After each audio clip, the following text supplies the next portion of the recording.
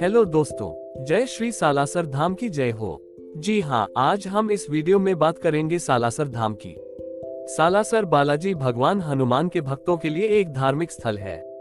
यह राजस्थान के चूरू जिले में स्थित है। वर्ष भर में असंख्य भारतीय भक्त दर्शन के लिए सालासर धाम जाते हैं। हर वर्ष चैत्र पूर्णिमा और अश्विन पूर्णिमा पर बड़े मेलों का आयोजन किया जाता है। इस दौरान लाखों श्रद्धालु अपने इस पूजनीय देवता के दर्शन के लिए यहाँ एकत्रित होते हैं। हनुमान सेवा समिति मंदिर और मेलों के प्रबंधन का काम करती है। यहाँ रहने के लिए कई धर्मशालाएं और खाने पीने के लिए कई रेस्तरां हैं। श्री हनुमान मंदिर सालासर कस्बे के ठीक मध्य में स्थित है। भारतीय संस्कृति में मानव जीवन के लक्ष्य भौतिक सुख तथा आध्यात्मिक आनंद की प्राप्ति के लिए अनेक देवी देवताओं की पूजा का विधान है, जिनमें पंचदेव प्रमुख हैं। पंचदेवों का तेज पुंज श्री हनुमान जी हैं। प्राचीन ग्रंथों में वर्णित 7 करोड़ मंत्रों में श्री हनुमान जी की पूजा का विशेष उल्लेख है। श्री राम भक्तये रुद्र अवतार सूर्य शिष्य वायु पुत्र केसरी नंदनय महाबले श्री बालाजी के नाम से प्रसिद्ध तथा माता अंजनी के गर्भ से प्रकट हनुमान जी में 5 देवताओं का तेज समाहित है। हनुमान जी पूरे भारतवर्ष में पूजे जाते हैं और जन जन के आराध्य देव हैं। बिना भेदभाव के सभी हनुमान अर्चना के अधिकारी हैं। अतुलनीय बलशाली होने के फलस्वरूप इन्हें बालाजी की संज्ञा दी गई है। देश के प्रत्येक क्षेत्र में हनुमान जी की पूजा की अलग परंपरा है।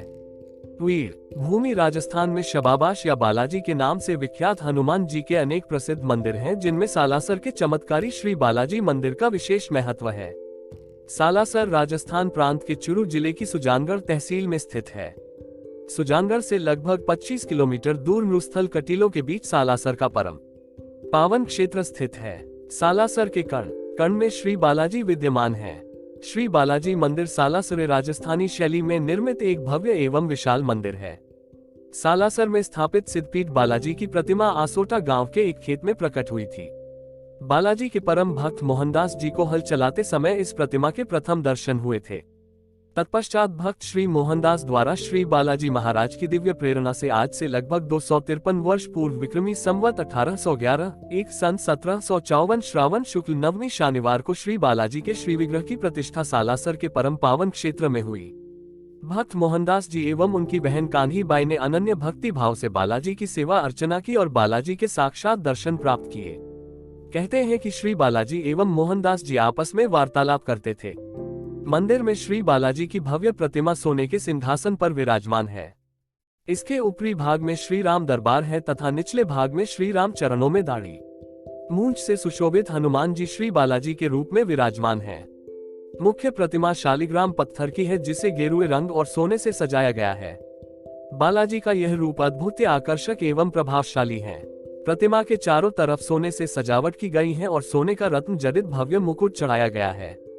प्रतिमा पर लगभग 5 किलोग्राम सोने से निर्मित स्वर्ण छत्र भी सुशोभित है। प्रतिष्ठा के समय से ही मंदिर के अंदर अखंड दीप प्रज्वलित हैं। मंदिर परिसर के अंदर प्राचीन कुएं का लवण मुक्त जल आरोग्यवर्धक है। श्रद्धालु यहाँ स्नान कर अनेक रोगों से छुटकारा पाते हैं। मंदिर के अंदर स्थित प्राचीन धूना आज भी जल रहा है। शुरू में जाटी वृक्ष के पास एक छोटा सा मंदिर था। श्री बालाजी महाराज की अनुकंपा से आज यहाँ विशाल स्वर्ण निर्मित मंदिर है।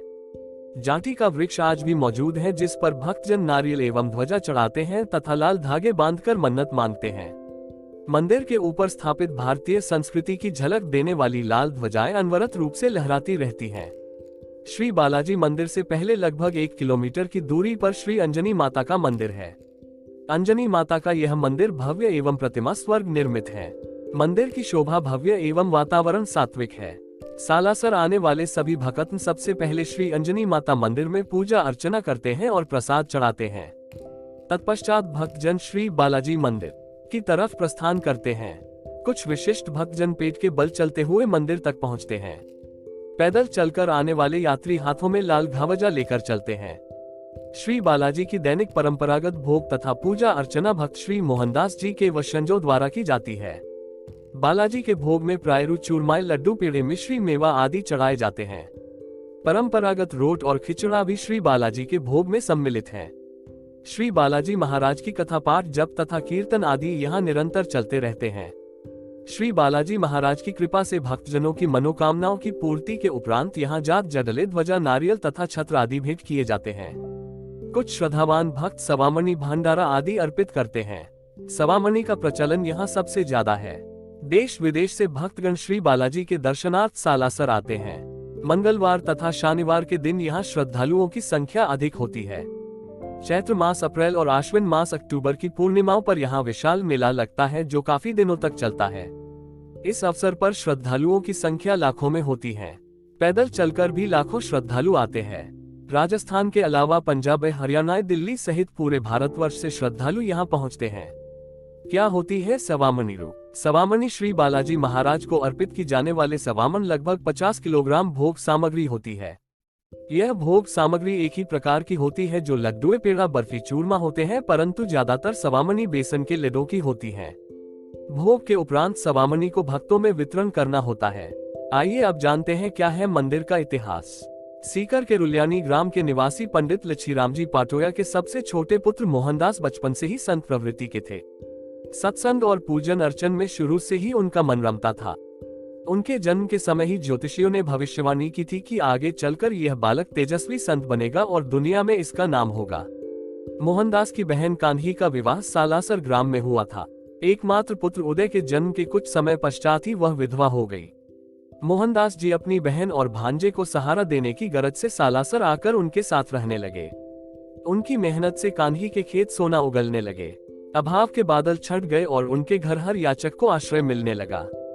भांजा उदय भी बड़ा हो गया था, उसका विवाह कर दिया गया। एक दिन मामा भांजे खेत में कृषि कार्य कर रहे थे, तभी मोहनदास के हाथ से किसी ने गंडासा छीनकर दूर फेंक दिया।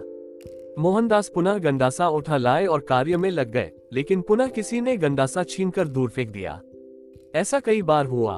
उदय दूर से सब देख रहा था। वो निकट आया और मामा को कुछ देर आराम करने की सलाह दी, लेकिन मोहनदास जी ने कहा कि कोई उनके हाथ से जबरन गंडासा छीन कर फेंक रहा है। सायं को उदय ने अपनी मां कान्ही से इस बात की चर्चा की। कान्ही ने सोचा कि भाई का विवाह करवा देते हैं, फिर सब ठीक हो जाएगा। यह बात मोहनदास को ज्ञात हुई तो उन्होंने कहा कि जिस लड़की से मेरे विवाह की बात चलाओगी उसकी मृत्यु हो जाएगी। और वास्तव में ऐसा ही हुआ। जिस कन्या से मोहनदास के विवाह की बात चल रही थी वह अचानक ही मृत्यु को प्राप्त हो गई। इसके बाद कान्ही ने भाई पर विवाह के लिए दबाव नहीं डाला। मोहनदास जी ने ब्रह्मचर्य व्रत धारण किया और भजन कीर्तन में समय व्यतीत करने लगे। एक दिन कान्ही भाई और पुत्र को भोजन करा रही थी, तभी द्वार पर किसी याचक ने भिक्षा मांगी। कान्ही को जाने में कुछ देर हो गई। वह पहुंची तो उसे एक परछाई मात्र दृष्टिगोचर हुई। पीछे पीछे मोहनदास जी भी दौड़े आए थे। उन्हें सच्चाई ज्ञात थी कि वह तो स्वयं बालाजी थे। कान्ही को अपने विलंब पर बहुत पश्चाताप हुआ। वह मोहनदास जी से बालाजी के दर्शन कराने का आग्रह करने लगी। मोहनदास जी ने उन्हें धैर्य रखने की सलाह दी। लगभग 1.5-2 माह पश्चात किसी साधु ने पुनः नारायण हरि का उच्चारण किया, जिसे सुन कान्ही दौड़ी दौड़ी मोहनदास जी के पास गई।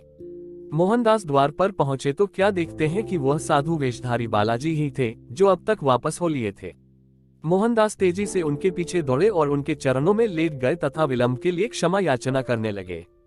तब बालाजी वास्तविक रूप में प्रकट हुए और बोले, मैं जानता हूँ मोहनदास, तुम सच्चे मन से सदैव मुझे जपते हो। तुम्हारी निश्चल भक्ति से मैं बहुत प्रसन्न हूँ। मैं तुम्हारी हर मनोकामना पूर्ण करूंगा। बोलो। मोहनदास जी विनय पूर्वक बोले, आप मेरी बहन कान्ही को दर्शन दीजिए। भक्त वत्सल बालाजी ने आग्रह स्वीकार कर लिया और कहा, मैं पवित्र आसन पर विराजूंगा और मिश्री सहित खीर व चूरमे का भोग स्वीकार करूंगा। भक्त शिरोमणि मोहनदास सप्रेम बालाजी को अपने घर ले लाए और बहन भाई ने आदर सहित अत्यंत कृतज्ञता से उन्हें मनपसंद भोजन कराया। सुंदर और स्वच्छ शैया पर विश्राम के पश्चात भाई बहन की निश्चल सेवा भक्ति से प्रसन्न हो बालाजी ने कहा कि कोई भी मेरी छाया को अपने ऊपर करने की चेष्टा नहीं करेगा। श्रद्धा सहित जो भी भेंट की जाएगी मैं उसे प्रेम पूर्वक ग्रहण करूंगा और अपने भक्त की हर मनोकामना पूर्ण करूंगा एवं इस सालासर स्थान पर सदैव निवास करूंगा। ऐसा कह बालाजी अंतर्ध्यान हो गए और भक्त भाई बहन कृतकृत्य हो उठे। इसके बाद से मोहनदास जी एकांत में एक शमी के वृक्ष के नीचे आसन लगाकर बैठ गए। उन्होंने मौन व्रत धारण कर लिया।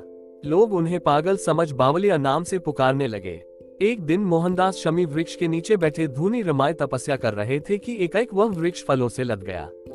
एक जाट पुत्र फल तोड़ने के लिए उसी शमी वृक्ष पर चढ़ा तो घबराहट में कुछ फल मोहनदास जी पर आ गिरे। उन्होंने सोचा वृक्ष से गिरकर कहीं कोई पक्षी घायल न हो गया हो, लेकिन आंखें खोली तो जाट पुत्र को वृक्ष पर चढ़े पाया। जाट पुत्र भय से कांप उठा था। मोहनदास जी ने उसे भय मुक्त किया और नीचे आने को कहा। नीचे आने पर जाट पुत्र ने बताया कि मां के मना करने पर भी पिता ने उसे शमी फल लाने की आज्ञा दी और कहा कि वह पागल बावलिया तुझे खा थोड़े ही जाएगा। तब बाबा मोहनदास जी ने कहा कि अपने पिता से कहना कि इन फलों को खाने वाला व्यक्ति जीवित नहीं रह सकता। लेकिन जाट ने बाबा की बात को खिल्ली में उड़ा दिया। कहते हैं कि फल खाते ही जाट की मृत्यु हो गई। तब से लोगों के मन में बाबा मोहनदास के प्रति भक्ति भाव का बीज अंकुरित हुआ, जो आगे की अनेक चमत्कारिक घटनाओं के बाद वृक्ष बनता चला गया। एक बार भांजे उदय ने देखा कि बाबा के शरीर पर पंजों के बड़े बड़े निशान हैं। उसने पूछा तो बाबा टाल गए। बाद में ज्ञात हुआ कि बाबा मोहनदास और बालाजी प्रायः मल्लयुद्ध व अन्य तरह की क्रीडाएं करते थे और बालाजी का साया सदैव बाबा मोहनदास जी के साथ रहता था। इस तरह की घटनाओं से बाबा मोहनदास की कीर्ति दूर पास के ग्रामों में फैलती चली गई। लोग उनके दर्शन को आने लगे। तत्कालीन सालासर बीकानेर राज्य के अधीन था। उन दिनों ग्रामों का शासन ठाकुरों के हाथ में था। सालासर व उसके निकटवर्ती अनेक ग्रामों की देखरेख का जिम्मा शोभासर के ठाकुर धीरज सिंह के पास था।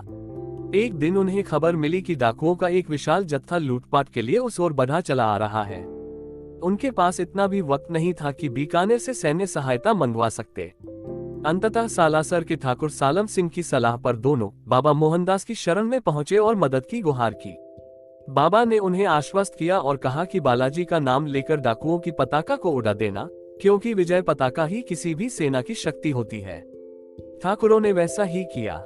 बालाजी का नाम लिया और डाकुओं की पताका को तलवार से उड़ा दिया। डाकू सरदार उनके चरणों में आ गिरा। इस तरह मोहनदास जी के प्रति दोनों की श्रद्धा बलवती होती चली गई। बाबा मोहनदास ने उसी पल वहां बालाजी का एक भव्य मंदिर बनवाने का संकल्प किया। सालम सिंह ने भी मंदिर निर्माण में पूर्ण सहयोग देने का निश्चय किया और आसोटा निवासी अपने ससुर चंपावत को बालाजी की मूर्ति भेजने का संदेश प्रेषित करवाया। यह घटना सन 1754 की है।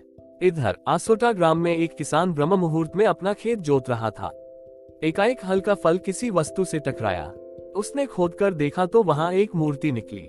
उसने मूर्ति को निकालकर एक ओर रख दिया और प्रमोदवश उसकी ओर कोई ध्यान नहीं दिया। वह पुनः अपने काम में जुट गया। एकाएक उसके पेट में तीव्र दर्द उठा और वह वहां गिरकर छटपटाने लगा। उसकी पत्नी दौड़ी दौड़ी आई।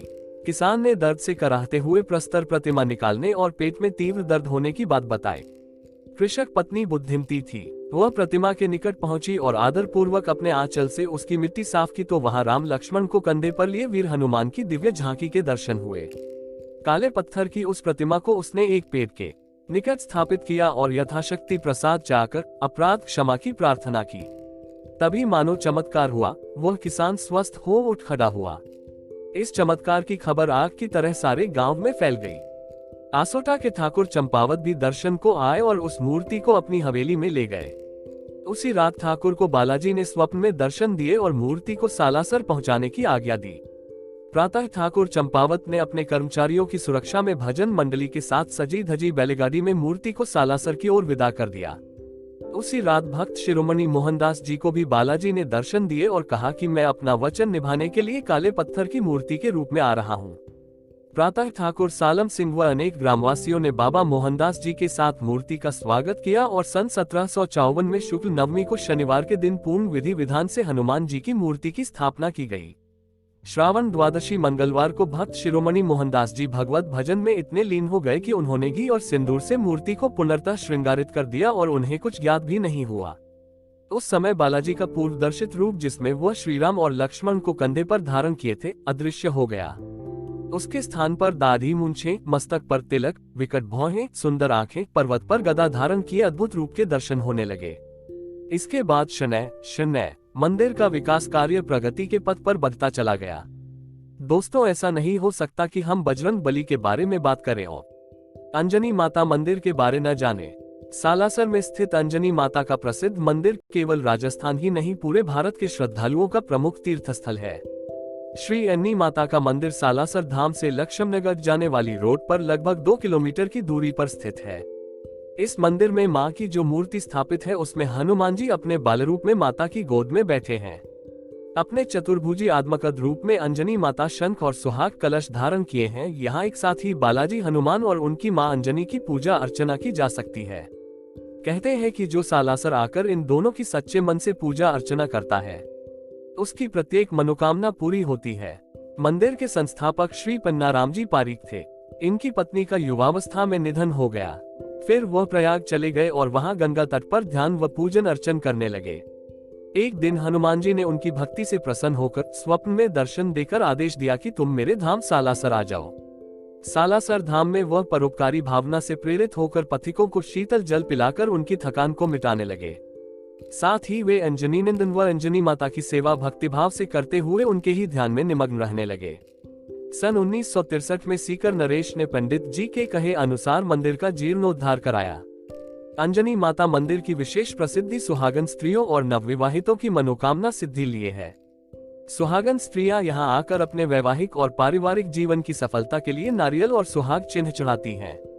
दूर दूर से लोग विवाह का पहला निमंत्रण पत्र मंदिर में जमा करते हैं, ताकि अंजनी माता की कृपा से न केवल विवाह सफल हो बल्कि नवविवाहित को सभी प्रकार का सुख मिले।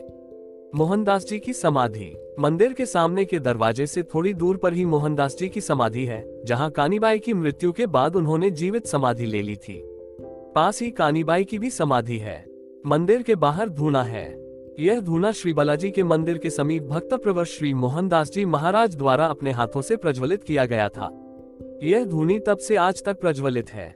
श्रद्धालुजन इस धूने से भभूति भस्म ले जाते हैं और अपने संकट निवारणार्थ उपयोग करते हैं।